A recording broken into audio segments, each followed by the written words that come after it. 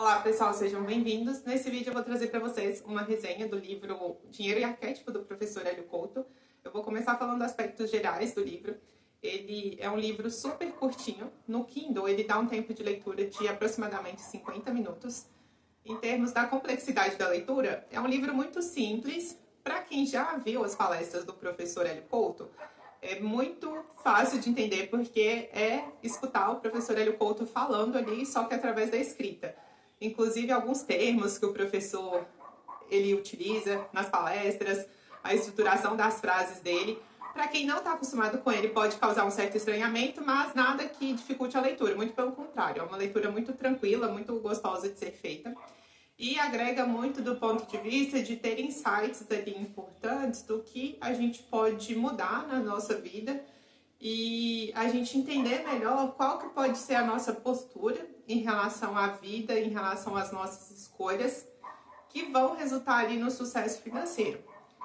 Esse livro, ele não fala tanto do dinheiro em si, em termos de arquétipo. Ele vai falar no finalzinho do livro sobre o arquétipo do homem de negócios, mas é como se a expressão do dinheiro como arquétipo, ela viesse como consequência da forma com que nós nos relacionamos com as nossas escolhas, que vão nos levar até a prosperidade financeira em nossas vidas.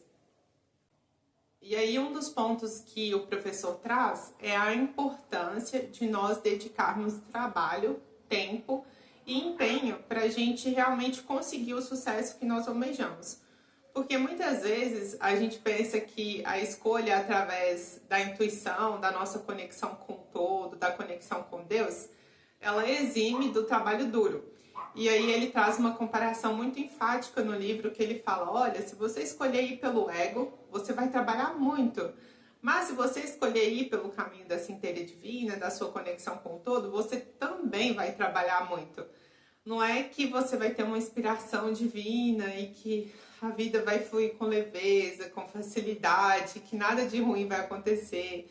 Você não vai precisar se desgastar, entre aspas, né? Assim, fazer o seu trabalho, se empenhar em aprimorar aquilo que você faz, ter esse espaço de inquietação interna constante do que eu posso fazer melhor.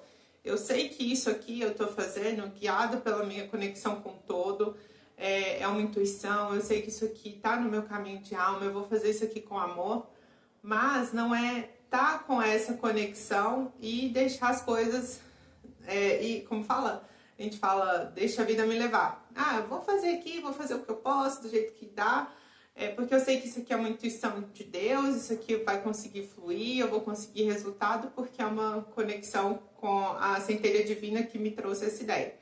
E aí não é bem assim, pelo menos não é isso que o professor fala. Ele fala realmente que o trabalho é necessário e tem a questão do ego também, porque é uma coisa que pode nos sabotar no sentido de pensar assim, poxa, eu fiz essa escolha aqui, eu tomei essa decisão inspirada na minha centelha divina, inspirada na minha conexão com o todo, mas eu não estou conseguindo resultado, eu ainda não estou conseguindo prosperar com essa atividade, ainda não estou conseguindo cliente, ou às vezes até quando a gente está procurando um emprego mesmo, né? Poxa, eu não estou conseguindo, escolhi uma empresa, coloquei uma intenção e não está fluindo, não estou conseguindo. E aí a gente se boicota pensando assim, poxa, não vai dar certo, porque não tá dando resultado e não é isso, acho que não é esse caminho. Quando na verdade o caminho, ele sendo o caminho que está conectado ali com o todo, ele vai trazer os resultados no melhor tempo. E às vezes o melhor tempo, o tempo do todo, não é o nosso tempo, não é o tempo do ego. E eu refleti muito sobre isso, porque às vezes é uma coisa que boicota muito a gente, no sentido de pensar que, poxa, eu vou desistir, eu não vou seguir adiante porque não tô tendo resultado. Ou eu não tô tendo o resultado que eu esperava ter. Às vezes a gente até tem resultado, mas os resultados são pequenininhos e a gente não reconhece isso. E aí a gente já chuta o balde, já parte para outra coisa, não tem a persistência ali necessária. E o professor fala justamente desse caminho de paciência em relação a esperar o tempo do todo, que é o melhor tempo, e que esse tempo do todo não é o tempo do nosso ego. E outro aspecto que é muito importante é o fato da gente aprender a focar na abundância e não na escassez. E o professor, ele fala muito disso. Ele fala que o mundo, ele é abundante. Nós temos muitas possibilidades. E até de recursos mesmo. Ou seja, nós somos abundantes. A natureza do ser humano, a natureza do planeta Terra é uma natureza abundante. E muitas vezes a gente foca, e a sociedade às vezes ensina a gente a focar na escassez. E aí eu vou trazer para vocês alguns exemplos, que até ele fala no livro muito a questão de abrir um negócio próprio. Aí você vai abrir um negócio, você pensa nos concorrentes, você pensa que você é só mais um vendendo isso. E aí é importante você pensar o que você vai oferecer de único, né? E essa unicidade tem a ver com a sua centelha, o que você tem de único para oferecer para o mundo. Por mais que tenham muitas pessoas fazendo aquilo, você vai conseguir agregar da sua forma, que é uma forma única. Você não ficar tentando fazer o que os outros estão fazendo, você conseguir agregar algo que seja único, que seja uma ideia única sua, e que geralmente essa ideia única ela vai vir quando você estiver em conexão com a centelha divina. Eu vou criar um negócio, mas tem muita gente que está fazendo a mesma coisa, nem vou começar a criar porque acho que isso não vai dar certo. Mas às vezes você teve uma inspiração ali de fazer algo tão único dentro daquilo que já existe, que aquilo realmente tinha um potencial brilhante de dar certo. A gente tem aqui também o contexto da internet. Mas eu vou fazer um canal falando sobre arquétipo, sobre livro. Mas tem tanta gente falando sobre arquétipo, falando sobre livro. Mas às vezes você vai oferecer algo que é único, que é da sua energia, e que algumas pessoas vão conectar com você, assim como várias pessoas se conectam com várias outras pessoas. Às vezes em relação ao emprego também. Às vezes a gente está procurando ali uma vaga de emprego e a gente se concentra na escassez. A gente concentra na escassez de que não tem tanta vaga disponível, ou que eu não tenho todas as habilidades que precisam para o mercado. E aí são dois polos de escassez. E às vezes até o empresário também, ele pode sofrer desse polo de escassez. Às vezes tem ali vários empresários que estão sedentos ali por pessoas que precisam ocupar uma função que às vezes é urgente, ele precisa ocupar ali, ele precisa de alguém fazendo aquela função, e ele não encontra. Então a escassez, ela pode existir em todos os lados. Pode ser o empresário buscando mão de obra e não acha, e isso tem muito no mercado. Pode ser o próprio empregado, né, uma pessoa que está buscando um trabalho ali, que ela não acha, ou ela tem essa visão de escassez que não tem, ou ela tem a visão de que ela não é boa o suficiente para as vagas que tem.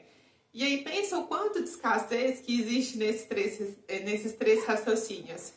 Enquanto a gente podia pensar na lógica de abundância, de pensar assim, poxa, o empresário vai pensar que ele sabe que tem a pessoa certa para cumprir aquela função dele, e ele vai trabalhar ali e vai conseguir atrair essa pessoa. A pessoa que está buscando as vagas, ela consegue ir em todos os recursos, que hoje com a internet é muito fácil, né, a gente acessar, ver todas as possibilidades que existem e que estão ali buscando pessoas para trabalhar, e ela ir se candidatar, porque ela precisa fazer o trabalho dela, né? A vaga tá aí, o universo tá aí oferecendo as vagas, mas se ela não se candidatar, como que ela vai ter acesso ali, vai ter oportunidade de ser entrevistada, de ser escolhida para uma vaga?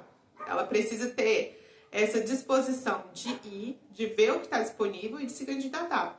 E na terceira parte, que seria esse raciocínio de eu não tenho as habilidades suficientes, é pensar em tudo que você tem, que é único, porque às vezes assim, uma experiência que você tem, uma habilidade específica para uma vaga, por mais que tenha ali 30 pessoas concorrendo, às vezes um detalhezinho que faz parte só da sua trajetória profissional, que nenhum daqueles 30 tem, e que vai ser o diferencial para você ser escolhido. Isso é totalmente possível, isso acontece no dia a dia.